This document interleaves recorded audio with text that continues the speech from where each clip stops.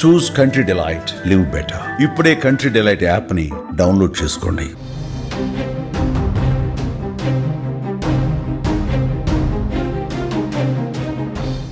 టాలీవుడ్ పెద్ద దిక్కు అభిమానాన్ని, సహకారాన్ని దూరం చేసుకుందా? తెలుగు సినీ రంగానికి పరిశ్రమ హోదా కల్పించి అభివృద్ధి చేయాలని చూస్తుంటే ఆ ఇండస్ట్రీ పెద్దలు మాత్రం కనీస మర్యాద, కృతజ్ఞత చూపించడం లేదా? అందుకే AP deputy CM Pawan Kalyan అసహనంతో ఉన్నారా? థియేటర్ల బంద్ టాపిక్ పై డిప్యూటీ సీఎం పవన్ స్పందించారా అంటే అవుననే సమాధానమే వినిపిస్తోంది. ఎన్డీఏ కూటమి ప్రభుత్వం ఏర్పాటై ఏడాది కావస్తున్న ముఖ్యమంత్రి చంద్రబాబును తెలుగు సినిమా సంఘాలు కనీసం ఒక్కసారి కూడా మర్యాదపూర్వకంగా కలవలేదని అసంతృప్తి వ్యక్తం చేస్తూ డిప్యూటీ సీఎం కార్యాలయం నుంచి మీడియా నోట్ అయితే పంపించారు. ఇప్పుడు ఇదే చర్చనీయ అంశంగా అయితే మారింది. రైట్, మరి ఈ నోట్ కి సంబంధించి పవన్ కళ్యాణ్ అసంతృప్తిగా, తెలుగు సినీ వర్గాలకి సంబంధించి పవన్ కళ్యాణ్ అసంతృప్తిగా ఉన్నారనే నోట్ పంపించడం అయితే జరిగింది. దీనికి సంబంధించి పూర్తి డీటెయిల్స్ తెలుసుకునే ప్రయత్నం చేద్దాము. మనకి ఫుల్ డీటెయిల్స్ అందించడానికి ప్రేమ్ లైవ్ లో జాయిన్ అవుతున్నారు. ప్రేమ్ చూస్తూ ఉన్నాము, తెలుగు సినీ పరిశ్రమ ఒక రిటర్న్ గిఫ్ట్ ఇచ్చింది అంటూ కూడా పవన్ కళ్యాణ్ ఒక నోట్ పంపినట్టుగా తెలుస్తోంది. అసలు దీన్ని ఎలా చూడొచ్చు అంటారు? అంటే తెలుగు సినీ పరిశ్రమ పవన్ కళ్యాణ్ ని టార్గెట్ చేస్తుంది అని అనుకోవచ్చా, లేకపోతే గత ప్రభుత్వ తీరుతో ఇలా ప్రవర్తిస్తున్నారంటారా? ఎలా చూడొచ్చు దీన్ని? ప్రస్తుతం ఏపీ ఉప ముఖ్యమంత్రి పవన్ కళ్యాణ్ విడుదల చేసిన ఒక లేఖ తెలుగు చలనచిత్ర రంగంలో ఒక సంచలనంగా మారింది. ఎందుకంటే రేపు ఈ మంత్ లో హరిహర ఏదైతే పవన్ కళ్యాణ్ నటించిన హరిహర వీరమల్లు సినిమా ఉందో అది ఓపెనింగ్ కి కొద్ది దూరంలోనే ఉంది. అయితే ఈ నేపథ్యంలోనే డిస్ట్రిబ్యూటర్లు కావచ్చు, సినిమాకు సంబంధించిన ఇండస్ట్రీ పెద్దలు సినిమా టాకీస్ లో బంద్ అనేది కొంత ఆయనను కలిసివేసినట్లుగా మనకు కనిపిస్తుంది. అయితే ముఖ్యంగా ఈ లేఖ సారాంశం ఏంటంటే దాదాపు తెలుగు చలనచిత్ర రంగానికి ఒక ప్రత్యేక హోదా కల్పించేందుకు ఏపీ ప్రభుత్వం చాలా సంసిద్ధంగా ఉన్న నేపథ్యంలో ఎన్నికల ముందు ఇచ్చిన హామీలను నెరవేర్చడంలో భాగంగా ఆ రంగానికి పరిశ్రమ హోదాను కల్పిస్తూ ప్రభుత్వం ఇప్పటికే చాలా నిర్ణయాలు తీసుకుంటుంది. ఈ నేపథ్యంలో ప్రభుత్వాన్ని కనీసం కూటమి ప్రభుత్వం ఏర్పాటై ఏడాది కావస్తున్నప్పటికీ కూడా ఏదైతే ఫిల్మ్ రంగ ఇండస్ట్రీకి సంబంధించిన పెద్దలు ఉంటారో వారందరూ ఒక్కసారి కూడా మర్యాదపూర్వకంగా వచ్చి కలవకపోవడం తనను ఎంతో కలిసివేసినట్లుగా మనకి లేఖ సారాంశంలో ముఖ్యంగా కనిపిస్తుంది. ఎవరైతే ఇండస్ట్రీకి సంబంధించిన పెద్దలు ఉన్నారో అల్లు అరవింద్ కావచ్చు, సురేష్ బాబు కావచ్చు, దిల్ రాజు కావచ్చు, ఏర్లేని నాగేంద్ర బాబు కావచ్చు, సుచిత్ర కావచ్చు, ఇలా చెప్పుకుంటూ పోతే చాలా మంది సినిమా రంగ పెద్దలు అనే పేరున్న ఎవరైతే ఉన్నారో వీరందరూ కూడా తెలుగు రాష్ట్రం ఆంధ్రప్రదేశ్ కి సంబంధించిన ప్రభుత్వ పెద్దల్ని కలవడంలో విఫలమయ్యారు.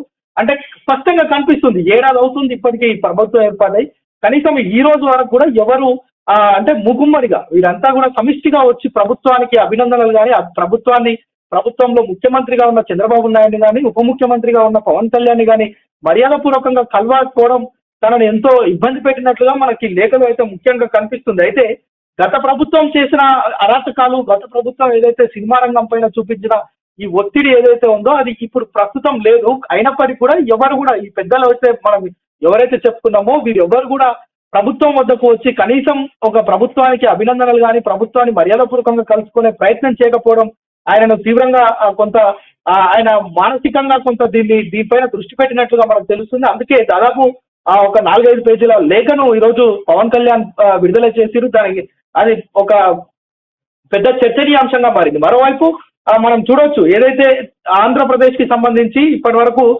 ఒక చలనచిత్రానికి సంబంధించిన పవన్ కళ్యాణ్ ఉప ముఖ్యమంత్రిగా ఉన్న నేపథ్యంలో తనతో కలిసి ఆంధ్రప్రదేశ్ ముఖ్యమంత్రిని కలవటం లేదంటే, ఎందుకంటే మనం చూడొచ్చు ఈ ప్రభుత్వం ఏదైతే ఆంధ్రప్రదేశ్ లోనే ఈ సినిమా రంగానికి ఎక్కువ స్కోప్ అటు గుంటూరు కావచ్చు, మనం పల్నాడు కావచ్చు, ఈ ప్రాంతాలన్నీ కూడా వైజాగ్ కావచ్చు, సినిమాలు తీస్తానికి కానీ సినిమాలను ఆదరించే ప్రజలు కూడా ఎక్కువ శాతం అక్కడే ఉంటారు. అయితే తెలంగాణ ప్రభుత్వానికి ఉన్నంత ఆదరణ ఆంధ్ర ప్రభుత్వానికి లేదనేది మాత్రం పవన్ కళ్యాణ్ మాటల్లో స్పష్టంగా కనిపిస్తుంది. మరోవైపు గతంలో మనం పవన్ కళ్యాణ్ కి సంబంధించిన సినిమా ఏదైతే ఉందో వకీల్ సాబ్, ఆ సమయంలో కూడా ఈ యొక్క రాజకీయాలు, గతంలో ఉన్న జగన్ ప్రభుత్వం తన పైన కుట్రపూరితంగా వ్యవహరించింది. ఏదైతే ఆ సినిమాను అడ్డుకునే ప్రయత్నం అప్పుడు చేశారు, ఇప్పుడు కూడా తనకు సంబంధించిన హరిహర వీరమల్లు సినిమా రిలీజ్ నేపథ్యంలోనే ఇలా ఏదైతే ఇండస్ట్రీకి సంబంధించిన కొంతమంది సినిమా టాకీస్ లో బంద్ చేయడం లేదంటే ఈ కమిషన్ల గొడవ లేవనెత్తడం, ఇది రాజకీయ పరంగా బయటికి తీసుకొస్తున్నారు. దీన్ని తనను అణిచివేసేందుకే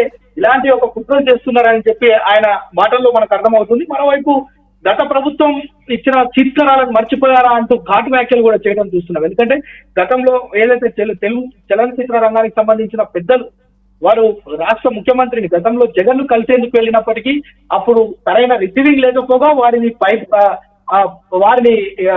ఏదైతే దుర్భాషలాడటం లేదంటే వారిని కించపరిచినట్టు వ్యవహరించడం ఇదంతా మర్చిపోయారా అంటే ప్రస్తుతం ఉన్న కూటమి ప్రభుత్వం మీ మీద దృష్టి పెట్టడం లేదనే, మీరు ప్రభుత్వాన్ని పట్టించుకోవడం లేదా అనే ఒక ప్రశ్నలను ఆయన సంధించడం మనకు స్పష్టంగా కనిపిస్తుంది.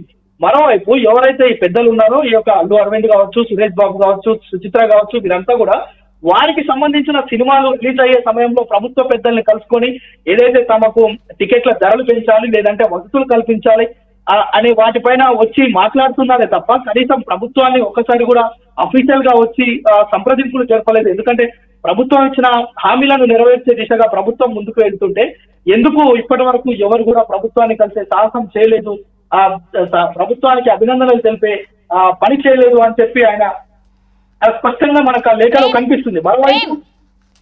ప్రేమ్, ఇప్పుడు జూన్ 12న మరి హరిహర వీరమల్లు సినిమా అయితే రిలీజ్ ఉంది. మరి దీని ప్రభావం ఆ సినిమాపై పడే అవకాశం ఏమన్నా కనిపిస్తుందంటారా? ఎస్, ఇప్పుడు ఆయన దీన్ని రిటర్న్ గిఫ్ట్ గా తీసుకున్నారు. ఎందుకంటే సినిమా రంగం కోసం ప్రత్యేక పాలసీలు చేస్తున్న తనకు రిటర్న్ గిఫ్ట్ ఇస్తున్నారు అని చెప్పి ఆయన కొంత వెటకారంగా మాట్లాడడం మనకి కనిపిస్తుంది లేఖలో. ఎందుకంటే ఏదైతే రేపు 12వ తారీఖున హరిహర వీరమల్లు సినిమా ఓపెనింగ్ ఉన్న నేపథ్యంలో అది షెడ్యూల్ అవుతున్న నేపథ్యంలో, రిలీజ్ అవుతున్న నేపథ్యంలో ఇక్కడున్న డిస్ట్రిబ్యూటర్లు కావచ్చు, ఇక్కడున్న సినిమా థియేటర్లకు సంబంధించిన యజమానులు ఈ యొక్క ఏదైతే వాళ్ళ కమిషన్లు కావచ్చు, ఇతరత్ర అవసరాల కోసం వీరు సినిమా టాకీస్లను బంద్ చేస్తాం, మల్టీప్లెక్స్లను మూత పెడతామని చెప్పి ఒక రాజకీయపరమైన ఎజెండా తోటి వీరంతా ముందుకొచ్చారు. ఎందుకంటే తన సినిమా రిలీజ్ సమయంలోనే ఇలాంటి నిర్ణయాలు తీసుకోవడం పట్ల కూడా తను అసహనం వ్యక్తం చేస్తున్నట్లుగా కనిపిస్తుంది. ఈ ప్రత్యేకమైన పాలసీలు చేస్తున్న ప్రభుత్వానికి మీరు రిటర్న్ గిఫ్ట్ ఇచ్చేది ఇదేనా అన్న విధంగా పవన్ కళ్యాణ్ మాటలు అయితే అక్కడ కనిపిస్తున్నాయి. మరోవైపు ఆదాయాల తీరుతెన్నులు, అదేవిధంగా ఆదాయాల పైన థియేటర్లకు సంబంధించిన ఆదాయాల పైన ఆయన దృష్టి పెట్టినట్లుగా తెలుస్తుంది. ఎందుకంటే ఇప్పటి వరకు ఏదో చూసి చూడనట్లు ఉన్నప్పటికీ ప్రభుత్వాన్ని ఏదైతే తెలుగు చలనచిత్ర రంగ ప్రముఖులు కలవకపోవడం పట్ల ఆయన అసహనం వ్యక్తం చేయడం, మరోవైపు ఎగ్జిబిటర్లు, పంపిణీదారులు ఒక గ్రూప్ గా ఏర్పడి వారికున్న ఆర్థికపరమైన ఇబ్బందులను రాజకీయ కోణంలో తీసుకొస్తూ తారా సినిమా కావచ్చు, అదేవిధంగా ఇతర అంశాలను లేవనెత్తి ఇలాంటి పనులు చేయడం పట్ల కూడా ఆయన తీవ్రమైన ఆగ్రహం వ్యక్తం చేస్తున్నట్లుగా మనకు కనిపిస్తుంది. మరోవైపు రాష్ట్రంలో ఎన్ని మల్టీప్లెక్స్లు ఉన్నాయనే దానిపైన కూడా ఆరా తీస్తున్నారు. మల్టీప్లెక్స్లు ఎన్ని ఉన్నాయి, థియేటర్లు ఎన్ని ఉన్నాయి, ఇక్కడ ఈ వీళ్ళు కల్పిస్తున్న వసతులు ఏంటి, మరోవైపు వీళ్ళు తీసుకుంటున్న ఛార్జెస్ ఏంటి, ఏదైనా టికెట్ ఛార్జెస్ కావచ్చు, లోపల వీరు కల్పిస్తున్న వస్తువులకు వీరు వెచ్చించే డబ్బులు కావచ్చు, వీటన్నిటిపైన లెక్కలు తీసుకుంటున్న పరిస్థితి ఉంది. మరోవైపు థియేటర్లకు, మల్టీప్లెక్స్లకు సంబంధించి కూడా ఎంత ఆదాయాలు వస్తున్నాయి, వాటిని ఏ విధంగా ఖర్చు చేస్తున్నారు, దీనికి సంబంధించిన పూర్తి డేటాను కూడా ఆయన తీసుకునే ఒక ప్రయత్నం అయితే మనకు చేస్తున్నట్లుగా మనకు చాలా స్పష్టంగా కనిపిస్తుంది. మరోవైపు సినిమా ఇండస్ట్రీకి సంబంధించి నైపుణ్యాల పెంపుతోనే పరిశ్రమను అభివృద్ధి చేస్తామనే ఒక దిశగా, అంటే 24 విభాగాల్లో నైపుణ్యాలను పెంచి సినిమాల్లో పనిచేస్తున్న వారు కావచ్చు, యువతలో ఇలాంటి ఆలోచనలు రేకెత్తించడం కావచ్చు, వారికి అందులో ట్రైనింగ్స్ కోసం ప్రత్యేకమైన శిబిరాలు ఏర్పాటు చేసేందుకు కూడా ఉప ముఖ్యమంత్రి పవన్ కళ్యాణ్ చర్యలు తీసుకుంటున్నట్లుగా మనకు కనిపిస్తుంది. అయితే వీటన్నిటికి సంబంధించి ఏదైతే పవన్ కళ్యాణ్ రిలీజ్ చేసిన ఈ లేఖలో చాలా గుడార్థమైన అంశాలు ఇందులో ఉన్నట్టుగా కనిపిస్తుంది. ఎందుకంటే ఓవైపు హరిహర వీరమల్లు సినిమా కోసం అభిమానులు పెద్ద ఎత్తున ఎదురు చూస్తున్న నేపథ్యం, మరోవైపు ప్రభుత్వానికి వ్యతిరేకంగా, అయితే ఈ సినిమాకు వ్యతిరేకంగానే వీరంతా కూడా డిస్ట్రిబ్యూటర్స్ సినిమా థియేటర్లను, మల్టీప్లెక్స్లను బంద్ చేసేందుకు కుట్రలు చేస్తున్నారా అనే ఒక కోణం, అంటే దీన్ని రిటర్న్ గిఫ్ట్ గా తను భావిస్తున్నట్లుగా మనకు కనిపిస్తుంది. అయితే రాబో రోజులలో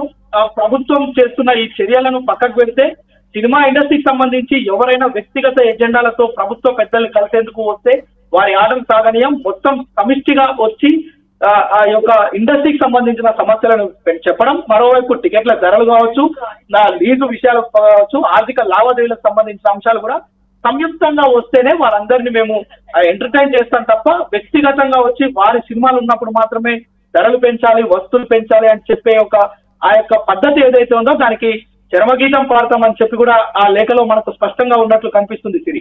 right Prem, thank you. So మొత్తంగా చూస్తే గనక సినీ పరిశ్రమని ఎంత ప్రోత్సహించాలనుకున్నా, ఎంత అభివృద్ధి చేయాలనుకున్నా కూడా వాళ్ళ నుంచి ఒక రిటర్న్ గిఫ్ట్ వచ్చిందంటూ ఒక అసంతృప్తిని అయితే పవన్ కళ్యాణ్ ఒక నోట్లో వ్యక్తం చేసినట్టుగా అయితే కనిపిస్తోంది. మరి దీనికి సంబంధించి దీని ఎఫెక్ట్ ఇప్పుడు రిలీజ్ కాబోయే జూన్ 12న రిలీజ్ కాబోయే హరిహర వీరమల్లు సినిమాపై దీని ఎఫెక్ట్ పడుతుందా లేదా, లేకపోతే దీనికి సంబంధించి సినీ వర్గాల పెద్దల నుంచి కావచ్చు, సినీ వర్గాల నుంచి కావచ్చు ఎలాంటి సమాధానం వస్తుంది అనేది అయితే వేచి చూడాల్సిందే. సుమన్ టీవీలో మీ పర్సనల్ అండ్ బిజినెస్ ప్రమోషన్స్ కోసం కింది నెంబర్కి కాంటాక్ట్ చేయండి.